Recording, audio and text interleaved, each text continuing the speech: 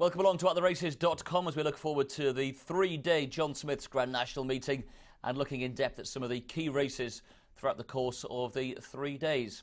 Mick Fitzgerald is alongside me, and Mick, just thinking about the meeting as a whole, I always kind of tend to think of it as maybe Cheltenham without the pressure. Would that be fair? Yeah, I think that's probably about right, to be honest. And as well, for us as jockeys based around the Lambourne area, I used to always drive to Cheltenham every single day and come back every night. And Liverpool, you get a chance to stay away from home and, pop into town, maybe have a little bit of light refreshment and enjoy the sights and sounds of what is a wonderful city. And, it is a great meeting, and, it's a great feeling when you walk out of there as well after the National, because it is a great showcase for our sport. And there's a real vibrancy in the air as well. Spring's coming around, everything looks a little bit nicer because the temperatures have increased that little bit. But in terms of trainers and jockeys, do they still target the Aintree meeting in the same way you target Cheltenham? It's funny, sometimes it's a bit of an afterthought, and they're the sort of horses that you've got to avoid, because more often than not, a lot of the races have a very bad record for favourites, horses that come here off the back of a good second or a good third or even a win at the Cheltenham Festival, and it takes so much out of them, Cheltenham, that they're not able to reproduce it on the day of the entry.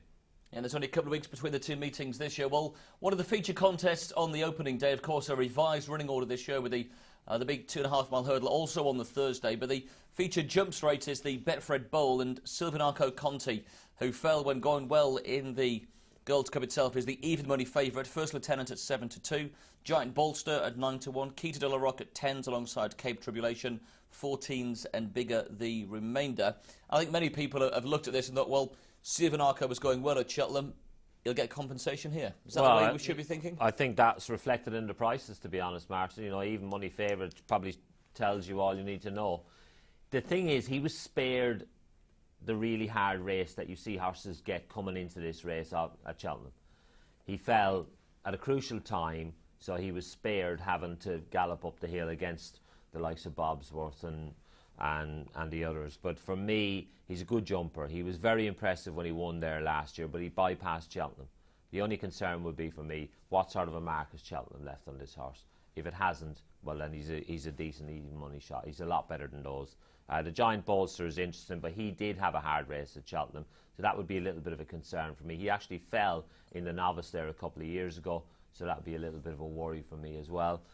First Lieutenant, he's had a lot of hard races this year, very hard race against Q Card, so there's plenty of options there. Quito de la Roque hasn't been to Cheltenham, did win the novice chase there a couple of years ago, so he could be an interesting one at 10-1 as a horse to finish place behind Silvinaco.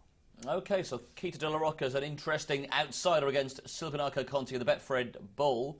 Let's have a look at the other feature race on day one of the meeting. It's the Aintree Hurdle. And this is a stellar lineup, a race really to look forward to. The new one, of course, a winner over a similar trip in novice company at the festival is the 3-1 market leader. Zarkandaz at 4-1. Grand Duet fell on the Champion Hurdle at 9-2. The Champion Hurdle third, Countrywide Flame at 5-1. Oscar Whiskey, disappointing in the Ladbrokes World Hurdle, but a dual winner of this race at 6-1. 1,000 Stars at 10s, Prospect Wells at 16s, 33s and bigger. The new one, Mick, is he the one to beat? I think on what we saw at Cheltenham, yes. But, the only thing is, you just wonder again, same thing, has it left a mark, Cheltenham? That's the obvious concern for me. First time against the big boys. It's a massive step up, taking on these horses as opposed to novices.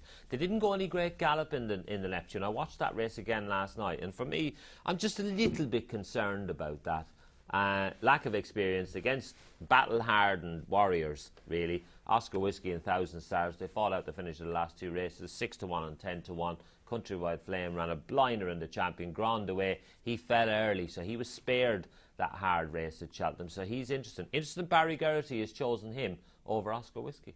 Yeah, and AP is now on Oscar Whiskey. Although he's been disappointing at Cheltenham before and come on to run well at Aintree, this year was more disappointing than previously. Yeah, that's the obvious concern. I think he'll, unless there's something in the Liverpool water for Oscar Whiskey, I think, he'll need to find something.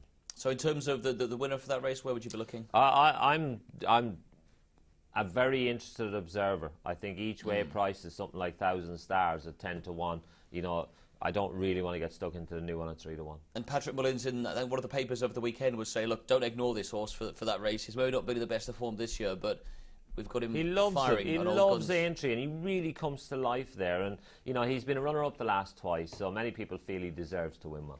And of course, he hasn't been to Cheltenham, so he's coming there a relatively fresh horse. Well, the race of the 3 days comes up on Friday. We've got Sprinter Sacre back out on track, bidding to win yet again. He's 3s on. He's never been over this 2.5 miles over fences. Fleming Star across my island at 4s, Q Card at 6, 12 to 1 bar. But let's forget the rest and concentrate on the main 3. Sprinter Sacre, Mick, over 2.5 miles. Could that be a chink in his armour? Well, obviously it is. He's all speed. You know, you've heard the trainer say he's all speed. And now they're saying, oh, you know, we think maybe he wants a little bit further. And the breeder came up to Nicky at Cheltenham and said to him, look, there's so much stamina in this horse's pedigree, you've got to try him over further. Hence the reason they think, well, if we're going to try him over further, why not we do it at Aintree? It's the ideal place to do it. But when you watched last year what he did round there, it was breathtaking. He put in a display of jumping and racing as good as you'll ever see. And I think, you know, he will put people on the gate because they want to see him. And I think, you know, he is a superstar, and I just hope he wins. He's 8 from 8 so far. Is there any concern? The likes of, we saw Mastermind did a brilliant one of the Champion Chase, came onto Aintree and was beaten, albeit he made a bad mistake in the closing stages.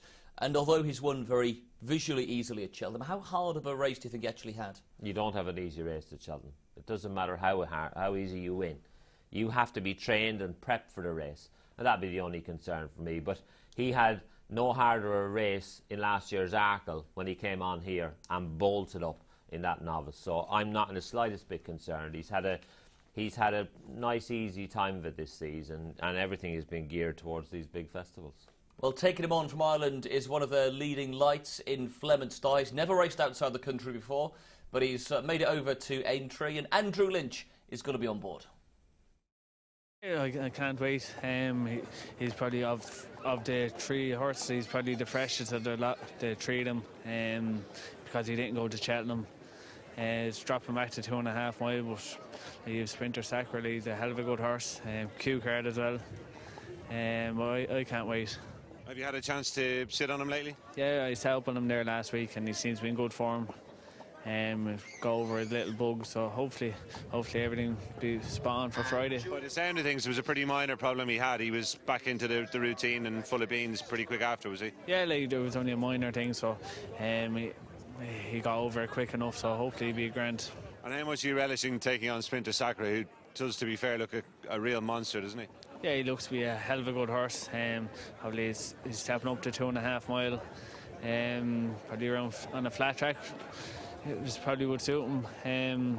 Well, I can't wait. Like, my lad, he's in great form, so it'll be an interesting race. I suppose last time when you took him on Sizing Europe, he's coming to the end of his career. He's quite an old horse, but Fleming Star's pretty much in his prime. So if he ever is going to beat him, now is his time, isn't it? Yeah, exactly. Like, my lad, he's in great order. So hopefully, like, Sizing Europe wasn't able to do it, but hopefully this lad might be able to do it. What about Q Card being in there? Does that cause you a headache at all, or would you, if he wanted to leave, would you quite happily slot in behind him?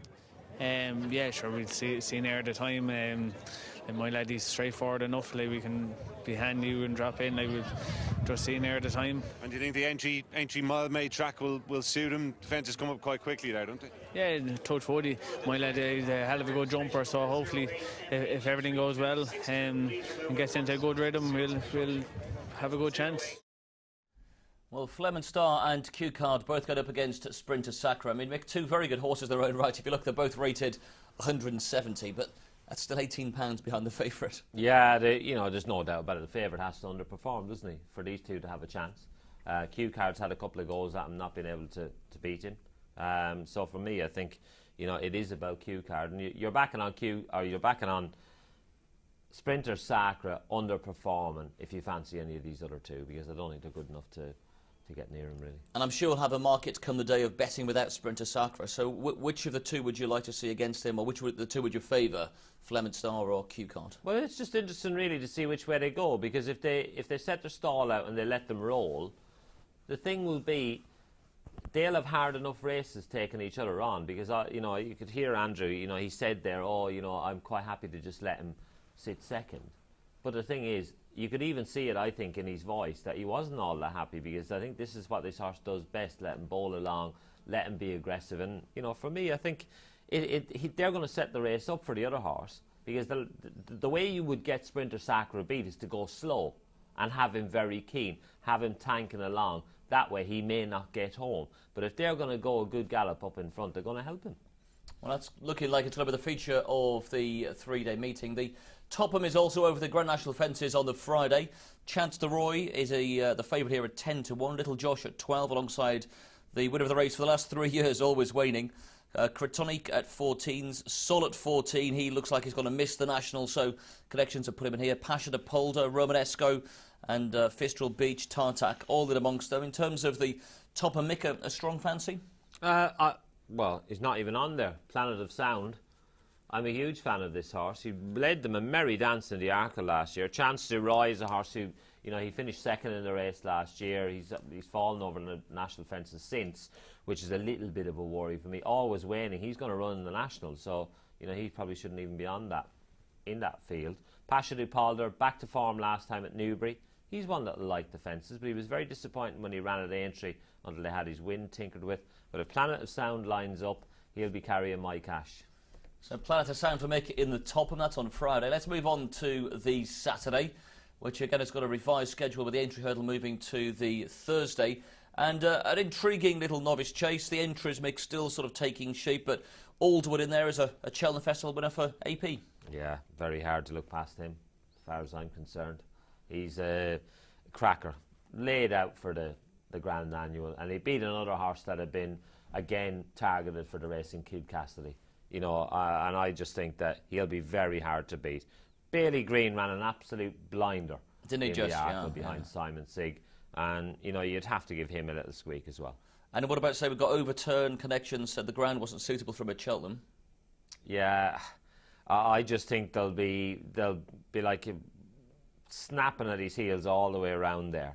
And I'm just not sure that he'll enjoy it. He's such a game little horse, but I'm just not convinced that it'll be right up his street, this. And what about Captain Conan? He was a horse who'd been Corky Brown and Nicky seem to think the world of. Yeah, well, he's got no Simon Sigg to worry about this time, is he? And he's going to run over 2. And we'll see what he's made of. He ran very well in the juicing. And, you know, I think he's there to take his chance. And he looked the winner for all until about the final fence where he just didn't get up the hill. So back to 2 miles on a flat track. Could well play to his strengths. Well, let's have a look at the race that's been moved to the final day. This is the Liverpool Hurdle, over 3 miles. And with no big bucks, the staying hurdle division wide open at the moment. African Gold as a novice is in there. Any Given Day, At a Glance, Barafundle, Bears Affair. Grand Cru, interesting. Menorah, Oscar Dara. And if we have a look down onto the second page, we can see the horses who finished first and second in the World Hurdle. Solwit is in there, the winner for Charles Burns. And an interesting-looking race, Mick, that probably does revolve around Solwit on the back of his performance against Celestial Halo at the festival. Yeah, did it very nicely. And, of course, you know, him and Celestial Halo are taking each other on again. They're bound to be players. But I'm going for one just outside that, and I'm going to go for Smad Place. He was travelling very well last year when he got rid of Chalk against Big Bucks. And he showed a liking for it. The ground will suit him as well. And, you know, I just think he's a bit of value in a race that, you know, has thrown up a few surprise winners. Yes, Smad Place certainly looking as though it's good each way value. So what, I mean, we'll come on to your best bet for the meeting in a second, but any of the races aside from the ones we've talked of that you're looking forward to? I just think, you know, some of those novice races are fantastic contests, and don't be afraid to delve down a little bit. Some of them have got bad records. You know, I think you've got to look at the likes of the 4-year-old race. The 4-year-old race on the opening day has the best record of any race for favourites, and I think, you know, Gordon Elliott's horse in there that won the Flaxton Flares, that won the Fred Winter. The Fred Winter. That's one I really like. Travelled brilliantly at Cheltenham, and I think we'll love Aintree. So that's one for me. I think it could get punters off to a real flying start. And I think you said 7 of the last 10 favourites, was it, have won that race? 7 of the last 10. That's a pretty good stat in anybody's money. It's pretty astonishing. And in terms of the best bet of the meeting, Mick, where would that go? Well, Planet of Sound in the Topham. If he takes his chance in there, you know, I'm backing this horse each way.